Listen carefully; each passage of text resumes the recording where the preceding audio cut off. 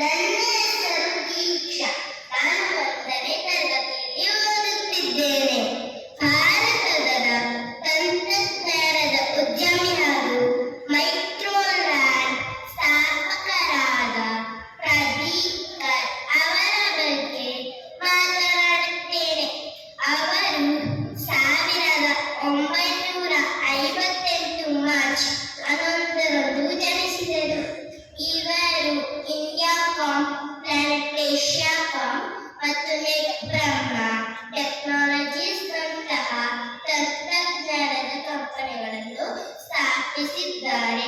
ಶಿಕ್ಷಣ, ಪರಿಸರ, ಆರೋಗ್ಯ ಮತ್ತು ಉದ್ಯೋಗ ಕ್ಷೇತ್ರದಲ್ಲಿ ಸಮಾಜ ಸೇವೆಗಾಗಿ ಮೈಕ್ರೋಲ್ಯಾಂಡ್ ಫೌಂಡೇಶನ್ ಮೂಲಕ ಸಕ್ರಿಯರಾಗಿದ್ದಾರೆ.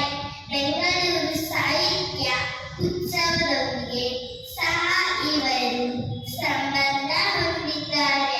ಮೈಕ್ರೋಲ್ಯಾಂಡ್ ಪ್ರಧಾನ ಕಚೇರಿ ಬೆಂಗಳೂರಿನಲ್ಲಿದೆ. ಮೈಕ್ರೋಲ್ಯಾಂಡ್ನ ಜನರು ಆತಿಥ್ಯವನ್ನು ಕೇಂದ್ರೀಕರಿಸಿ ವೈವಿಧ್ಯತೆ ಮತ್ತು ಸಮಾನತೆಯನ್ನು ಉತ್ತೇಜಿಸಲಾಗುತ್ತದೆ. ಇದೇ